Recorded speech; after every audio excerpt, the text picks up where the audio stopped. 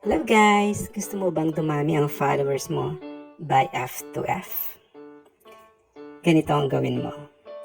Sa iyong newsfeed, hanapin mo ang pinaka-latest. Kagaya nito, 11 minutes ago. Pagkatapos, i-click mo yung comments. Ayan.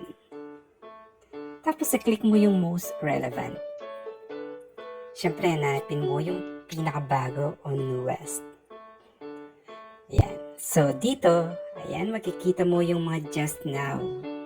Ibig sabihin, kaka-comment lang yan. So, active pa sila. Yan. Yan ay follow mo. So, i-click mo yung follow button. Ayan. Tapos, click mo yung reply. Sabihin mo sa kanila that you follow them and they have or they need to follow back. Hinay-hinay lang po sa pag-follow at pagko-comment. Siguro bigyan mo ng 1 minute interval para hindi ka magkaroon ng restriction o kaya mag-session expired. Yun lamang po. Kung nagustuhan po ninyo ang aking mga video, please click the follow button dyan sa tabi ng aking pangalan.